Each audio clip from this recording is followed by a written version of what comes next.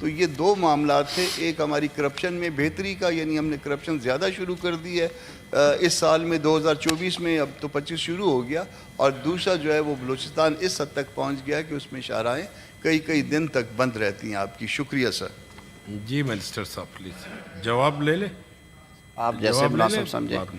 कामरान मुर्तज़ा साहब माशाल्लाह मुल्का रखते हैं, बड़ा ख़ास तौर पे जब वकील हैं पेशे के एतबार से मेरी तरह, जब तंज़िया मूड में हों तो फिर तीर खूब बरसाते हैं और जहर में बुझे भी होते हैं तीर उनके, लेकिन मेरी तरह हंसते रहते हैं, ये अच्छी बात है, जोश नहीं ज़्यादा लाते। अभी भी हंस रहे हैं। आपने बात की कि चीफ़ जस्टिस साहब को वो वफ़्त मिला है, जजों को नहीं मिला। चीफ़ जस्टिस साहब जो हैं वो अदलिया के सरबराह होने की हैसियत से कुछ ऐसे फंक्शंस हैं जो वो पाकिस्तान की अदलिया के सरबराह होने की हैसियत से डिस्चार्ज करते हैं, और उनके अपने 2-3 प्रोग्राम्स हैं जिसमें लॉ एंड जस्टिस कमीशन का एक एक्सटेंसिव प्रोग्राम है जिसमें लीगल रिफॉर्म्स हैं, जिसमें रूल ऑफ लॉ का एक प्रोग्राम है जो कि लॉ एंड जस्टिस कमीशन चलाता है, जिसमें जुडिशल सिस्टम का जो बैकलॉग है उसको दूर करने का होता है। और इन सारे प्रोजेक्ट्स के लिए END के ज़रिए, EAD के ज़रिए, इकनॉमिक अफेयर डिवीज़न के ज़रिए हुकूमत पाकिस्तान मुख्तलिफ मल्टीलेटरल जो ऑर्गेनाइजेशंस हैं उनसे ग्रांट्स या एड्स भी लेती हैं। उन्हीं प्रोजेक्ट्स के हवाले से और कुछ मेहरबानी रहती है। ज़ाहिर है आजकल जो सियासत का जिस तरह का मामला है कि चिट्ठियाँ इतनी लिखी जाती हैं IMF को और उनमें हाल पुकार की जाती है कि अदालतों में ये हो रहा है और फलां पे ये हो रहा है, तो आप इस पर एक्शन करें। और ये बात ऑन रिकॉर्ड है, मैं ज़ुबानी नहीं कर रहा। हमारे दोस्तों की तरफ से IMF को लातादाद ख़त भेजे गए हैं और बारहा भेजे जाते हैं कि जी आप इस पर कुछ ना कुछ तहर्रुक करें। तो उस बैकग्राउंड में उन्होंने थ्रू प्रॉपर चैनल सिर्फ चीफ़ जस्टिस साहब से as head of institution time मांगा था कि हम कुछ अमूर पे आपसे बात करना चाहते हैं, जिसमें ये सारे एरियाज़ जो थे कवर हुए। एक खुशगवार माहौल में, कोई अदालती मुकदमे में IMF नहीं गया, ना उन्होंने कुछ CM फ़ाइल की है। उन्होंने अदलिया के सरबराह को कुछ अपने जो उनके एजेंडा आइटम्स हैं कि रूल ऑफ लॉ के लिए, केसेस के बैकलॉग के लिए, गवर्नेंस के लिए क्या बेहतर कर सकते हैं, वो उनके सामने रखा। चीफ़ जस्टिस साहब ने जो इनिशिएटिव्स ले रखे हैं लॉ एंड जस्टिस कमीशन में उसके बारे में उनसे डिस्कस किया। जो नई स्कीम है अंडर द 26 कॉन्स्टिट्यूशनल अमेंडमेंट, उस पर तबादला ख्याल हुआ कि उसमें ऑल इंक्लूसिव है, उसमें पार्लियामेंट को भी हिस्सा दिया गया है, उसमें जजेस भी हैं, उसमें सिविल सोसाइटी भी है, उसमें बार बॉडीज़ भी हैं, कि ये दुनिया के बहुत सारे ममालिक में। मैं आज तुर्क डेलीगेशन तुर्क सदर तशरीफ़ लाए हुए हैं, बल्कि हाउस उन्हें खुशामदेद कहना चाहिए। तुर्किया हमारा एक बड़ा प्यारा भाई है जो हमेशा थिक एंड थिन में पाकिस्तान के साथ खड़ा हुआ है। वहाँ बैठे ये बात हो रही थी, उन्होंने कहा कि हमारे यहाँ जो सुपीरियर जुडिशरी में अपॉइंटमेंट्स हैं वो एक काउंसिल करती है, that council is headed by minister for law and justice. उसमें कुछ रिटायर्ड जज भी हैं, कुछ पार्लियामेंटेरियंस हैं, कुछ सिविल सोसाइटी के, कुछ बार बॉडीज़ के लोग हैं। दुनिया में मुख्तलिफ मॉडल्स हैं ये, तो इस पर भी बात हुई होगी। लेकिन ना वो किसी मुकदमे का वहाँ से पूछने गए, ना ही उनका ये डोमेन है कि वो सुप्रीम कोर्ट की जो डिस्पेंसेशन ऑफ जस्टिस जो मुकदमात की उनके मेरिट्स हैं उनके ऊपर बात करें, बल्कि लॉ एंड जस्टिस कमीशन के चेयरमैन की हैसियत से चीफ़ जस्टिस पाकिस्तान, मेरे से ज़्यादा आपको और अली ज़फ़र साहब को पता है कि वो एक पूरी अंदर एक बॉडी है लॉ एंड जस्टिस कमीशन की। बल्कि इस दफ़ा उन्होंने उसको जब रिकॉन्स्टिट्यूट किया है तो उन्होंने बार काउंसिल्स और पार्लियामेंटेरियंस को कहा है कि आप अपने नुमाइंदे मुकर्रर करें ताकि अवाम के जो असल मसाइल हैं हसूल इंसाफ के लिए उसमें बेहतरी लाई जाए। और पाकिस्तान की जो दर्जाबंदी हम सुनते हैं कि कभी अदालती निज़ाम 127वें पे, कभी 119 पे, कभी 132 पे, तो उस हवाले से वो मुलाकात थी। मैंने कहा मैं आपके सामने वजाहत कर दूँ। मैं लीडर ऑफ अपोजिशन साहब से इसलिए माजरत ख्वाह हूँ कि जवाब मांगा गया था, मैंने जवाब पेश कर दिया, इसलिए leader of the opposition please Shibli Faraz साहब ये बात करें। बिस्मिल्लाहिर्रहमानिर्रहीम। चेयरमैन साहब, पहले तो अफसोस की बात यह है कि जो इस वक्त ईवान में जो हाज़री है वो काफ़ी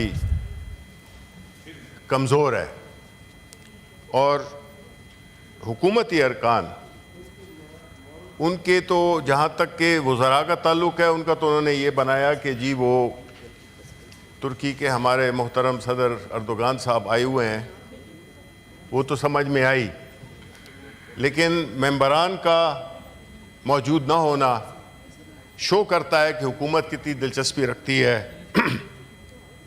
इस एक सेकंड जी, ज़रा मुझे डिस्टर्ब हो रहा हूँ जी मैं। तो जी बहरहाल शिबली साहब, ये इनकी मर्जी है। अवाम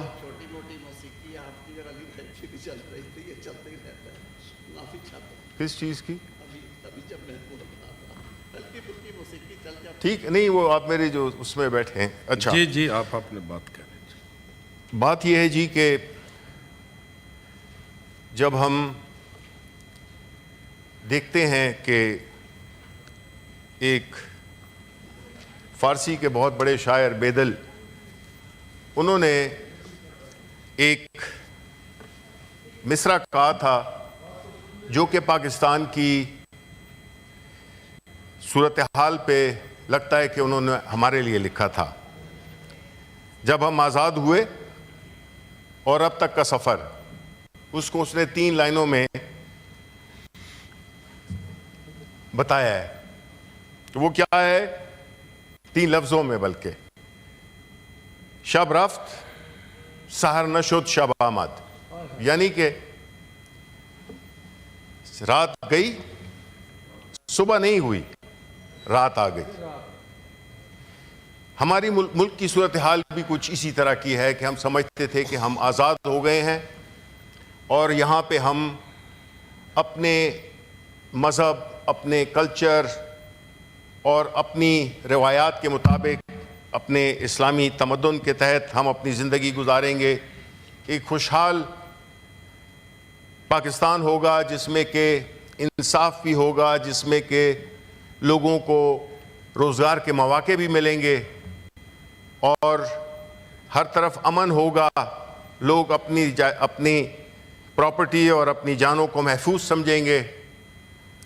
एक जमहूरियत पे मबनी हमारा सियासी निज़ाम होगा, एक आइन होगा, एक कानून की हुक्मरानी होगी और इस तरह से हम जो दुनिया के मुख्तलिफ ममालिक हैं उसमें अपनी एक शनाख्त बनाएंगे। लेकिन बदकिस्मती से पहले तारीख़ 1947 से तो हम नहीं शुरू करते, लेकिन मुख्तसरन मैं ये ज़रूर कहूँगा कि कौमें अपनी गलतियों से सीखती हैं, वो अपनी की हुई गलतियों को करेक्ट करती हैं, दुरुस्त करती हैं, ताकि वो गलतियां जिन्होंने कि हमें नुकसान पहुंचाया है उसका तदारुक हो सके और आइंदा हम वो गलतियां ना करें। लेकिन बदकिस्मती से जब 1971 में इलेक्शंस हुए तो 1971 के इलेक्शन का, हम छोटे थे उस वक्त, हमें इतना ज़रूर याद है और थोड़ी बहुत तारीख पढ़ी है कि जो वो इलेक्शन हुआ तो उसका जो बुनियादी तनाज़ा था कि जो ज़्यादा मैंडेट जिसको पाकिस्तान के अवाम ने दिया था उनको हुकूमत नहीं दी गई और वो इस मगरबी पाकिस्तान में कुछ सियासी पार्टियां थी जो कि आज भी हाउस में बैठी हुई हैं, वो उन्होंने सहूलतकारी की और वो मैंडेट जो कि पाकिस्तान के अवाम मेजॉरिटी ने दिया था वो उनको नहीं मिला। नतीजतन मुल्क 2 लख्त हो गया। इमेजिन, आप सोचें कि इससे बड़ी बदकिस्मती क्या हो सकती है कि एक रायशुमारी हो, इलेक्शन हो, उसमें एक पार्टी मेजॉरिटी लेती है, हम उनको डिनाई करते हैं उनका हक, यानी कि पाकिस्तान के अवाम को डिनाई करते हैं, क्योंकि नुमाइंदे तो चुने हुए होते हैं पाकिस्तान के अवाम की वजह से। मुल्क 2 नीम हो गया। हमारे लगता है कि सर पर जू तक नहीं रहेंगी और हमने मुसलसल मुतनाज़ा उसके बाद इतनी बड़ी गलती और इतनी बड़ी कीमत अदा करने के बाद भी हमने अपने इलेक्शंस को साफ और शफाफ तरीके से नहीं करा सके।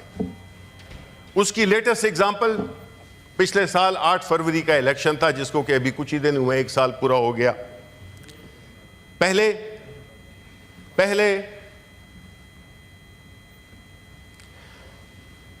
एक वोट ऑफ नो कॉन्फिडेंस कराया गया, एक इलेक्टेड गवर्नमेंट को गिराया गया, और उसका बैकग्राउंड भी आपको पता है कि वो सिंध हाउस में जो मार्केट लगी हुई थी लोटों की, उसके जरिए एक इलेक्टेड गवर्नमेंट को डिस्क्वालीफाई, वो उसका नो कॉन्फिडेंस मोशन पास कराया गया। उसके बाद जो भी हुआ आपने देखा, और ये कहानी बड़ी पुरानी है, लेकिन अब इसमें कुछ और ज्यादा शिद्दत आ गई है कि पाकिस्तान चूंकि कभी भी फ्री एंड फेयर इलेक्शंस नहीं करा सका, नतीजतन मुल्क में मुआशी, सियासी, समाजी अदम इस्तेहकाम मुसलसल रहा। क्योंकि जो भी इलेक्शन होता था उसमें जो लोग जिसको इनको हराया जाता था वो प्रोटेस्ट करते थे, और इस तरह की कहानी चलती रही। और हमने कुछ सबक नहीं सीखा, और ना हमने कोशिश की, बल्कि हमने कोशिश ये की कि किस तरह से इस निज़ाम को मज़ीद, इस धांधली के निज़ाम को किस तरह से मज़ीद बेहतर किया जाए। उसकी पहली मिसाल, जब पीडीएम की हुकूमत आई, पहले 2 कानून इन्होंने स्क्रैप किए। पहला कानून कि ईवीएम को हटाया जाए। ईवीएम चूंकि एक फ्री और फेयर इलेक्शन की तरफ से हमारी हुकूमत का एक बड़ा मेजर इनिशिएटिव था, उसको सबोटाज किया गया, उस कानून को हटाया गया। यह तो हुई इलेक्शन को मुसलसल उसी तरह से धांधली ज़दा करने के लिए वो स्क्रैप की गई। ये एजाज़ इनको जाता है पीडीएम की हुकूमत को। फिर दूसरा जो लॉ स्क्रैप किया, ये पहली लेजिस्लेशन है इनकी, और वो थी नैब के कानून में तब्दीली। किस तरह से प्रोटेक्ट किया इन्होंने अपने लोगों को, किस तरह से इन्होंने ऐसे उसको तराशा कि जिससे कि करप्शन ना रहे, जिससे कि जो लोग करप्शन के मुर्तकिब होते हैं उनको छुट्टी मिल गई। यानी दूसरे लफ्जों में करप्शन को उस लॉ की वजह से उसको में तब्दीलियां की गई। अब देखें, बात यह है कि आप किस नीयत से काम करते हैं और किन लोगों के लिए आप काम करते हैं। आपने वो कवानीन अपने लिए बनाए, आपके लीडर्स थे, पीएमएलएन और पीपल्स पार्टी के लीडरशिप पे करप्शन के सीरियस चार्जेस थे, जो कि इन्होंने अब एक दूसरे पे बनाए थे। हमने नहीं बनाए थे, इन्होंने एक दूसरे पे बनाए। और जब बात आई इक्तिदार की, उसमें ये दोनों शामिल हो गए, भाई भाई बन गए। पहले एक दूसरे की जो भी बातें करते थे वो तो जो करते थे, आज भाई भाई बैठे हुए हैं। लेकिन बात यह है, बहन कौन है भाई? नहीं, हम पार्टी लीडरशिप की बात कर रहे हैं।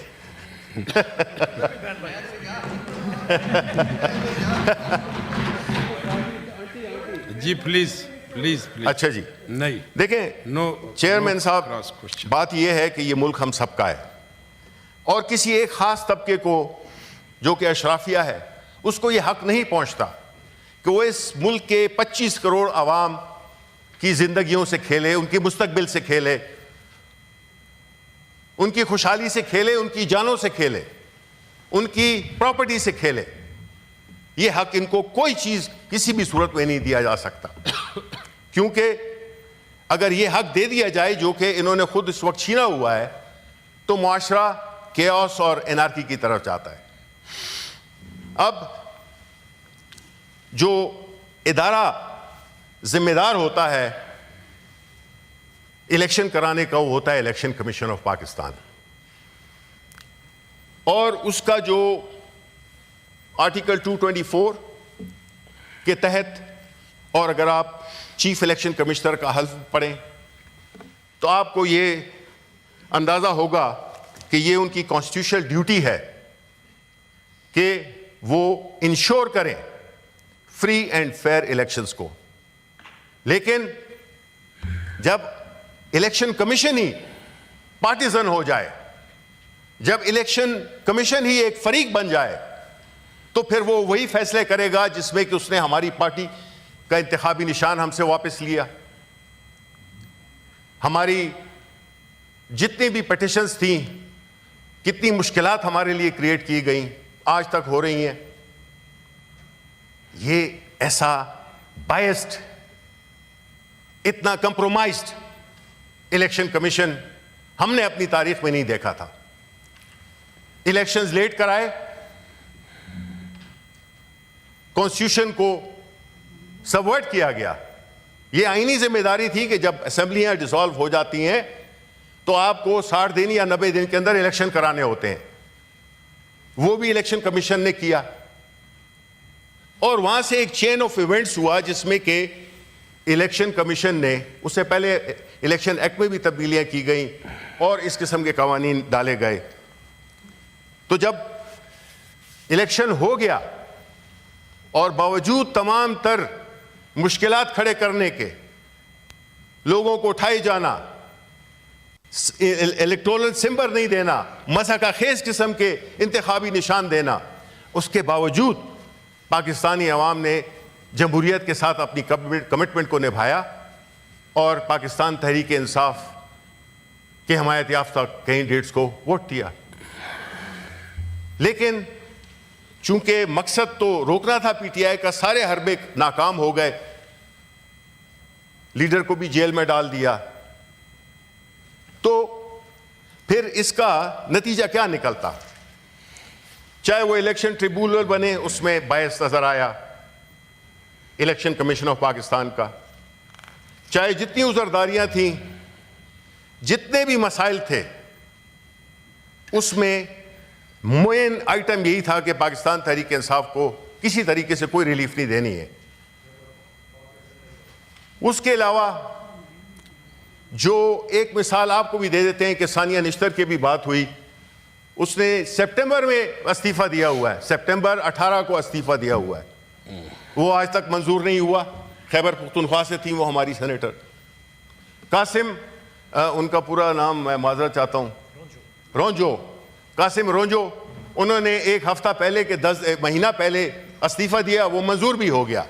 उनका सिंध से ताल्लुक था, बलूचिस्तान से ताल्लुक था, बलूचिस्तान से ताल्लुक था, वो फौरन सीट भी विकेट हो गई और नोटिफिकेशन भी हो गया।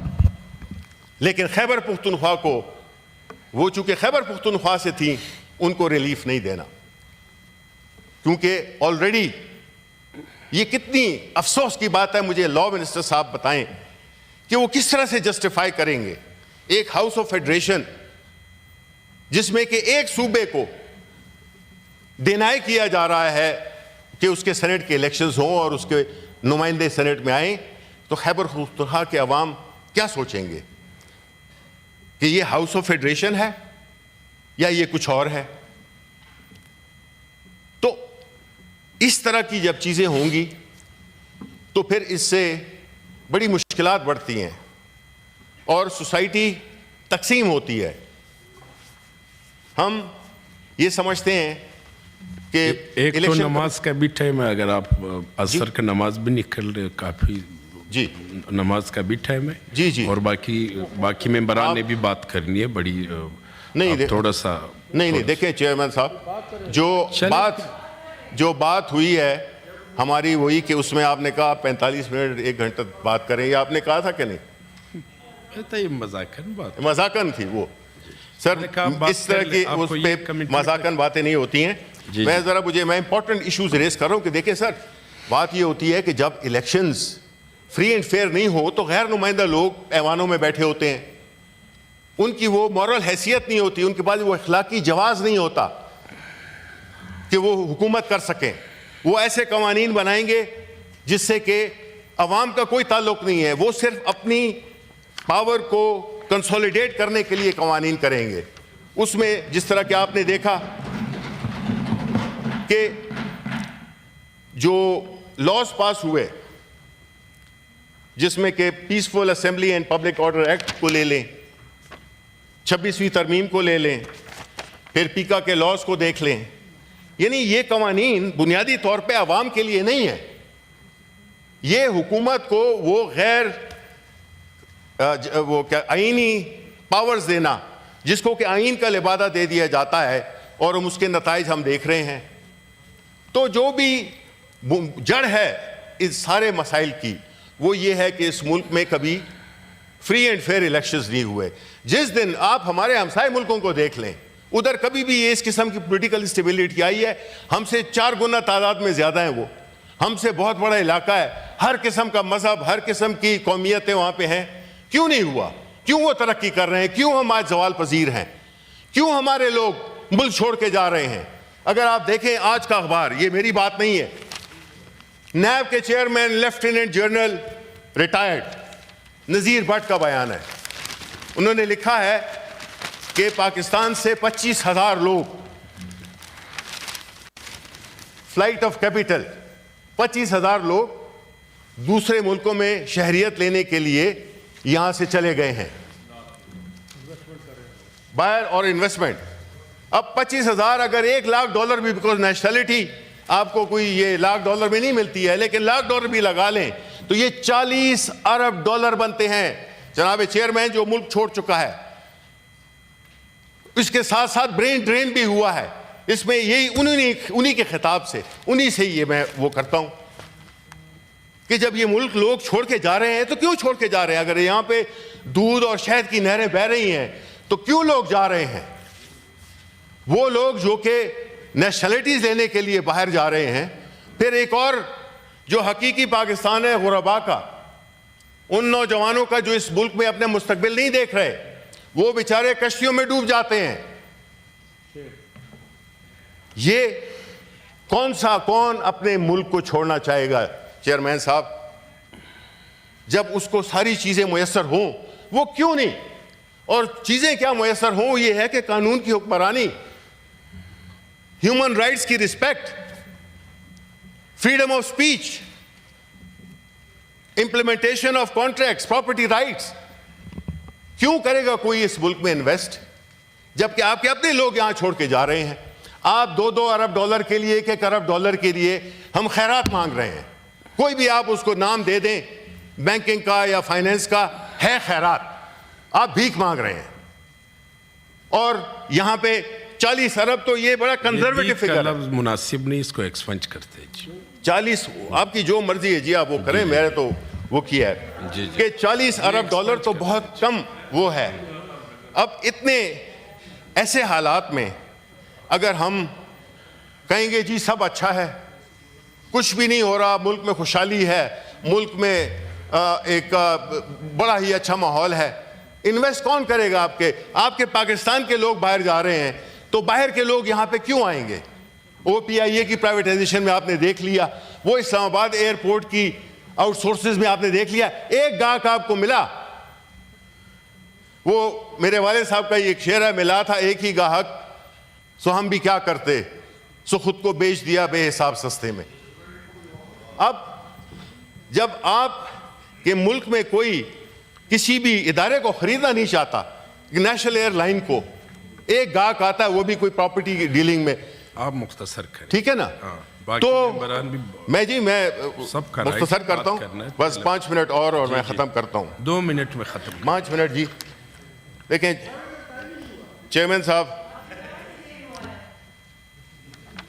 बात यह है कि जिस तरह से अदालतों में मुकदमे चल रहे हैं, जिस तरह के PTI के लोग जेलों में हैं, पाकिस्तान की तारीख में कभी भी इतने सियासी कैदी नहीं थे जितने के आज हैं, और उनका एजाज़ इस हुकूमत को जाता है। ये इनकी सबसे बड़ी जमहूरियत के लिए इनकी वो थी कि जितने ज़्यादा आपने लोग PTI के जेलों में डाल दिए, जेलों में जगह ही नहीं रही है। इसी तरह हमें ड्यू प्रोसेस ऑफ लॉ नहीं मिल रहा, हमारे केसेस नहीं लगते, हमारी जमानतों के लिए नहीं होता, वो नहीं दी जाती, हमारे लीडर को जेल में सियासी मुकदमात कायम करके जेल में रखा हुआ है। तो इस तरह के हालात में पॉलिटिकल स्टेबिलिटी नहीं आ सकती। चेयरमैन साहब, ये मुल्क के लिए जहर कातिल है, और आप जब जबर के जरिए आप चीज़ों को करेंगे तो जाहिर है कि फिर मुल्क में यहाँ पे क्यों लोग रहेंगे। ये फिगर्स जो कि एक नैब के इदारे ने उसने ये दिए हैं, तो आप ये भी नहीं कह सकते कि नहीं जी ये तो अपोजिशन की वो फिगर है। तो हमें देखना होगा कि ऐसे हालात जो कि पैदा कर दिए गए हैं, इसमें इस तरह ये मुल्क चल नहीं सकता। इकॉनमी आपकी ज़वाल पजीर है। आप लाख कहें कि जी इन्फ्लेशन ये हो गई। पिछले 2 हफ्तों में जनवरी 17 से 28 तक, जनवरी तक, जो प्राइवेट बिजनेसमैन हैं 440 अरब रुपए बैंकों को वापस किए कर्जे के, क्योंकि कारोबार ही नहीं है। आपकी जो लार्ज स्केल मैन्युफैक्चरिंग है, एग्रीकल्चर है, नेगेटिव ग्रोथ है। आपकी foreign exchange reserves window dressing है, वो पैसे आपके नहीं हैं, उसमें से आधे वो डिपॉजिट्स हैं जो कि हमारे दोस्त ममालिक ने हमें दिए हैं। और ये क्यों है कि IMF जो है, तो पहली दफ़ा हमने ऐसी अनप्रेसिडेंटेड चीज़ देख रहे हैं कि जिसमें वो चीफ जस्टिस साहब से भी मिल रहे हैं। मैंने सुना है वो बार्स को भी खबर चल रही थी कि ये लॉयर्स के बार से भी मिल रहे हैं, और इसके साथ इलेक्शन कमीशन को भी मिल रहे हैं। ये क्यों है ऐसा? आपने क्यों इस मुल्क को इस सतह पे पहुंचा दिया कि जो हमें अब पैसे दे रहा है वो हमें हमारे एक एक चीज़ को, हमारी एक एक जेब को वो टटोल रहा है। और चूंकि हमें छुपाने को बहुत कुछ है, तो इसलिए ये कोई अच्छी बात नहीं है।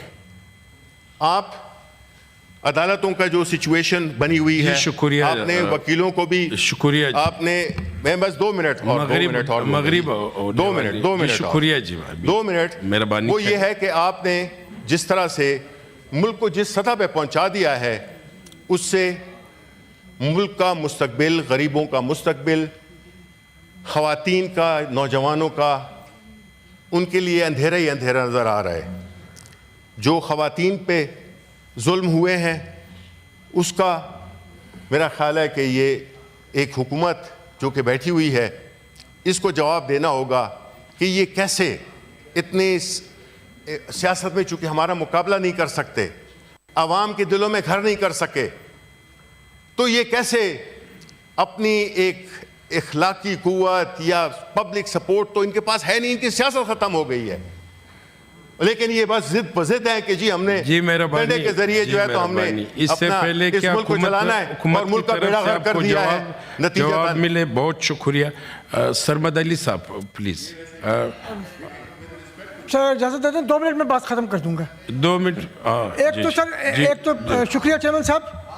नहीं ये नहीं होगा, ये नहीं होगा, इस तरह नहीं होगा, चलेगा। अब्रो साहब हमें भी बात कर लेते हैं, फिर काउंटिंग कर लेते हैं। ये क्या तरीका है? अब्रो साहब हमें भी बात कर लेने दिया करें। नहीं ये तकरीर के बाद इनका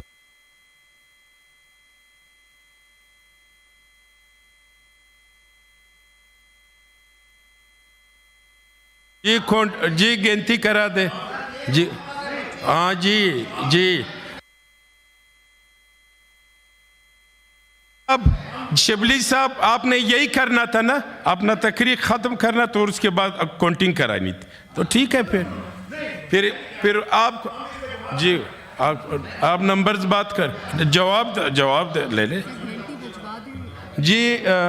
बेल बजवा दे मेंबरान को, जो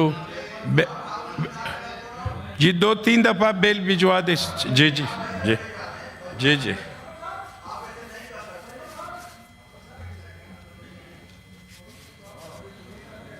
बस घबराना नहीं है जी घबराना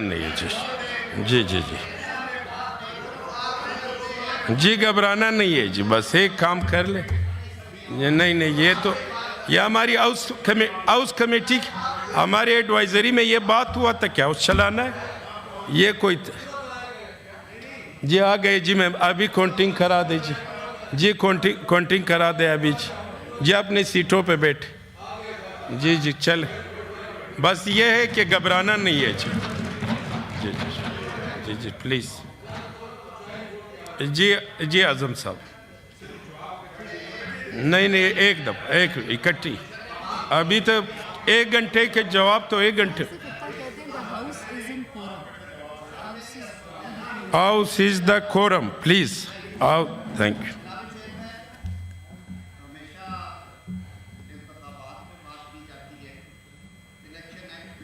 गई इलेक्शन एक्ट की तरमीम पूरे मुल्क ने देखा जिस तरह से बुलडोज़ करके जॉइंट सिटिंग में इलेक्शन एक्ट की तरमीम की गई और उसका हुलिया बिगाड़ने की कोशिश की गई।